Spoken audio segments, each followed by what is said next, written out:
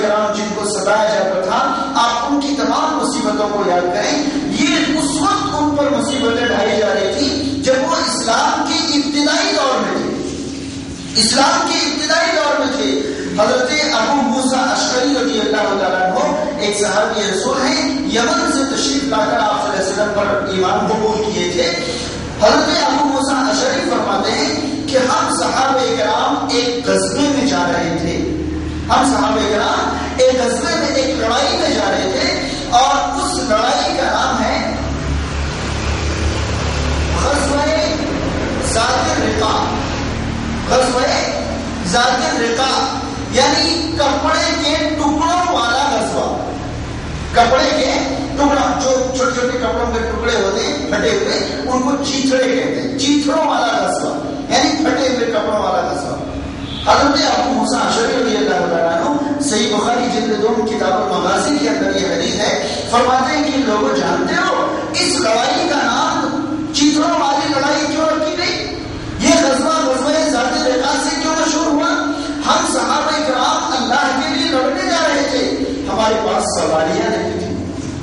ہمارے پاس سواریاں نہیں تھی. ایک ایک اونٹ 6 لوگوں کے حصے میں آئی تھی.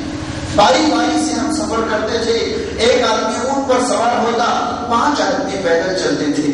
پھر دوسرے کی باری آتی، وہ چڑھتا، جو چڑھا ہوا تھا وہ اتر جاتا. اور راستہ اس قدر مشکل تھا، راستے میں اتنے کنکر اور پتھر تھے کہ اس سفر میں پیدل چلنے کی وجہ سے ہمارے پیروں کے تمام ناخن جھڑ گئے تھے.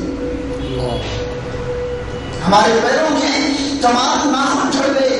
ہم لوگوں نے جو بھی کپڑے ہمیں میسر تھے انہیں پھاڑ پھاڑ کر ٹکڑے ٹکڑے کر کر کے اپنے پیروں کی انگلیوں میں باندھ لیا تھا. اسی لیے اس غزوے کا نام غزوہ ذات الرقاع پڑ گیا. اس لیے اس غزوے کا نام غزوہ ذات الرقاع پڑ گیا. اگر صحابہ کرام نے اللہ کے راستے میں آنے والی ان تکلیفوں کا ہنستے کھیلتے ہوئے سامنا نہ کیا ہوتا تو شاید آج ہمارے پاس اسلام نہیں ہوتا. اب آپ سوچئے کہ ہمارے پیروں کی انگلیوں میں سے کسی ایک انگلی پر کوئی پتھر گر جائے اور وہ ناخن چٹک کر دور ہو جائے تو کیا ہم اس پتھر کے پاس دوبارہ جانا گوارا کریں گے؟ صحابہ کرام کی انگلیوں سے ناخنوں پر ناخن جھڑ رہے ہیں، لیکن وہ اللہ کے کلمے کو بلند کرنے کے لیے آگے بڑھے جا رہے. کپڑے لپیٹ رہے ہیں لیکن پیچھے نہیں ہٹ رہے. یہ صبر کا حقیقی مفہوم. راہ الہ میں آنے والی تمام مشکلات کا اس طرح سے ہنستے کھیلتے برداشت کر لینا، یہ صبر کا دوسرا مفہوم ہے. صحابہ کرام رضوان اللہ علیہم اجمعین کی جانب سے صبر کے دونوں مفہوموں کے بے شمار نمونے ہمارے سامنے رکھے گئے. ہمیں چاہیے کہ ہم سب سے پہلے صبر کا معنی جان لیں کہ غصے کے وقت اپنے آپ کو مکارے سے، ناپسندیدہ کاموں سے روک لینے کا نام صبر ہے. اللہ کی اطاعت کے راہ میں آنے والی تمام مشکلات کو برداشت کر لینے کا نام صبر ہے. یہ صبر کی دوسری قسم ہے. صبر کی دوسری قسم کی 2 قسمیں. صبر کی دوسری قسم کی 2 قسمیں یعنی اللہ کے راستے میں آنے والی مصیبتوں کو برداشت کرنے کی 2 قسمیں. کبھی کبھی اللہ کے راستے میں چلنے کی راہ میں مصیبتیں حائل ہوتی ہیں، کبھی لذتیں حائل ہوتی ہیں. اللہ کے راستے پر چلنے کے راستے پر کبھی مصیبتیں رکاوٹ بنتی ہیں اور کبھی لذتیں رکاوٹ بنتی ہے. مصیبتوں کو بھی برداشت کرنا یہ صبر ہے اور لذتوں کو بھی دور رکھنا یہ صبر ہے. لہذا صبر کی دوسری قسم کی بھی 2 قسمیں. مثال کے طور پر آپ نماز کو جا رہے ہیں، کسی نے آپ سے کہا نماز پڑھنے جاؤ گے تمہارا ہاتھ پیر توڑ دوں گا. نماز پڑھنے جاؤ گے تمہارا ہاتھ پیر توڑ دوں گا. تو ہم نے یہ کہا کہ آپ میرے ہاتھ پیر توڑو یا میری جان لو، میرے اوپر نماز فرض ہے، نماز پڑھوں گا. تو یہ گویا کہ صبر کی دوسری قسم کی پہلی قسم، یعنی اللہ کے راستے میں مصیبت آئی، ہم نے اس کو برداشت کرنے کی ہمت جٹائی یا ہم نے اس کو برداشت کیا. اگر اس نے مارا پیٹا تو بھی ہم نے برداشت کیا، آ کر نماز پڑھ لی. تو یہ صبر کی دوسری قسم کی پہلی قسم ہے. اسی طرح ہم نماز پڑھنے نکلے، کسی نے کہا کہ نماز پڑھنے جا رہے ہو، ہم نے کہا ہاں نماز مت پڑھو، ایک بار نماز نہیں پڑھو گے 500 روپے دوں گا. ایک بار نماز نہیں پڑھو گے 500 روپے دوں گا. تو اس وقت تیرے 500 روپے میری جوتی کے نوٹ پر میرے اوپر نماز فرض ہے، میں نماز پڑھوں گا. تو یہ صبر کی دوسری قسم صبر کی دوسری قسم ہے. تو یہ لذت صرف پیسوں کی شکل میں نہیں، مختلف شکلوں میں ہمارے سامنے آ سکتی ہے. آج دنیا میں سب سے زیادہ پھیلنے والا مذہب اسلام ہے، لیکن مذہب اسلام اپنی تعلیمات کی مضبوطی اور اپنی تعلیمات کی سچائی کی بنیاد پر پھیل رہی ہے. مذہب اسلام کے بعد سب سے زیادہ پھیلنے والا مذہب عیسائی ہے، اور عیسائی مذہب ان کی تعلیمات کی سچائی کی بنیاد پر نہیں پھیل رہی، ان کی تعلیمات کی مضبوطی کی بنیاد پر نہیں پھیل رہی، بلکہ لذتوں کی تقسیم کی بنیاد پر پھیل رہی. آپ عیسائی ہو جاؤ، آپ کو زمین خرید کے دوں گا. آپ کرسچن بن جاؤ، آپ کی نوکری لگا دوں گا. آپ کرسچن بن جاؤ، آپ کی تنخواہ مقرر کر دوں گا، وظیفے مقرر کر دوں گا. لذتوں کے ذریعے کسی کے دل میں مذہب داخل کرنا یہ مذہب کی اشاعت نہیں ہے، بلکہ یہ مذہب کو بیچنا ہے. اب اگر کسی مسلمان کے پاس کوئی عیسائی آئے اور اسے لذتوں کے ذریعے اپنے طرف کھینچنا چاہے تو نفس لذتوں کی طرف ضرور کھینچے گا، لیکن اپنے نفس کو بچا کر اطاعت الہی کی طرف موڑنا یہ صبر کی دوسری قسم.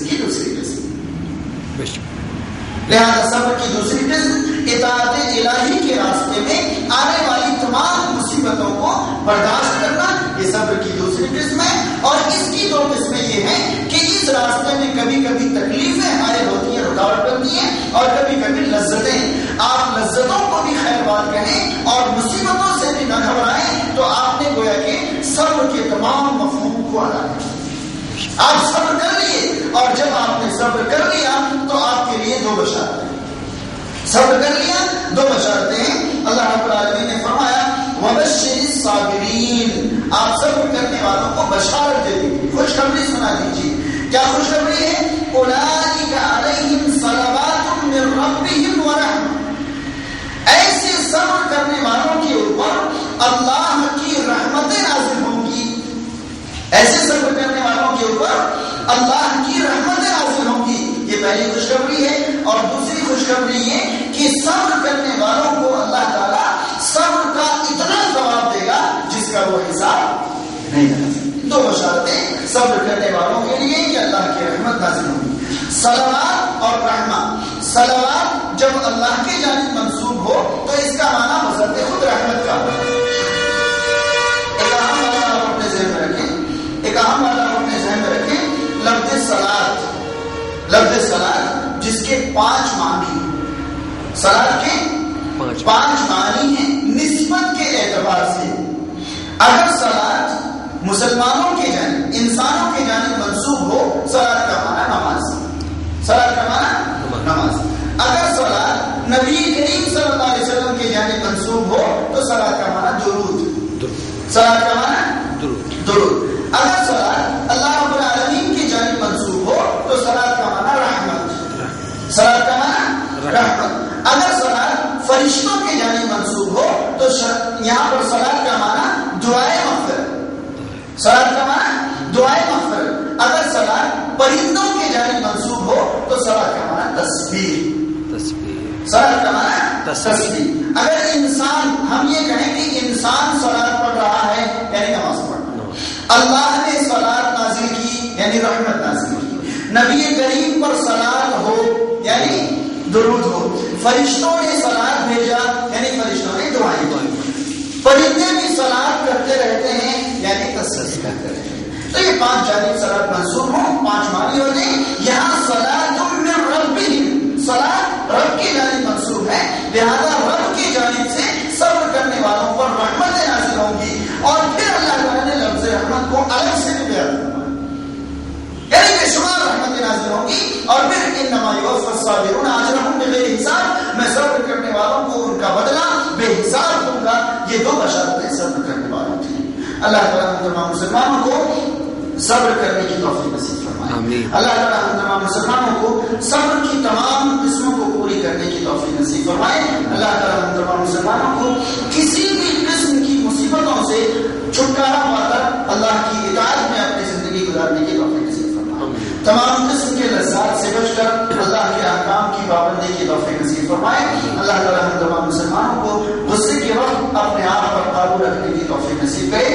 اقول قولی ھذا واستغفر اللہ لی ولکم ولسائر المسلمین والحمد للہ رب العالمین. آمین. ایک بات باقی رہ گئی. اسلامی تعلیم یہ ہے، نبی کریم صلی اللہ علیہ وسلم کی تعلیم یہ ہے کہ جب بھی انسان کو کوئی تکلیف پہنچے، خواہ تکلیف موت کی ہو، چوٹ کی ہو، نقصان کی، کسی بھی چیز کی کوئی بھی تکلیف انسان کو پہنچے، تو اسلامی تعلیم یہ ہے کہ وہ تکلیف پہنچتے ہی انسان اللہ انا للہ و انا الیہ راجعون اللہم اجرنی فی مصیبتی واخلف لی خیرا منہا، یہ دعا پڑھے. اللہ انا للہ و انا الیہ راجعون اللہم اجرنی فی مصیبتی واخلف لی خیرا منہا، یہ دعا پڑھے. تو یہ صبر گویا کہ اظہار ہے صبر کا کہ ہم نے صبر کر لیا. اس کا معنی یہ ہے انا للہ و انا الیہ راجعون، ہم اللہ ہی کے ہیں اور اللہ کی طرف ہی ہمیں لوٹ کر جانا ہے. اللہم اجرنی فی مصیبتی، اے اللہ میری مصیبت کا مجھے اجر عطا فرما، ثواب عطا فرما. گویا کہ ہم اپنے صبر کا ثواب اللہ سے مانگ رہے ہیں. میرے اوپر مصیبت آئی، میں صبر کر رہا ہوں، اشتعال کا اظہار نہیں کر رہا ہوں، لہذا مجھے اس مصیبت کا اجر نصیب فرما. واخلف لی خیرا منہا، اور اس سے بہتر چیز مجھے نصیب فرما. جو چیز مجھ سے چلی گئی ہے اس سے بہتر چیز مجھے نصیب فرما. اللہ تعالیٰ سے دعا ہے اللہ تعالیٰ ہمیں اس پر بھی عمل کرنے کی توفیق نصیب فرمائے. السلام علیکم.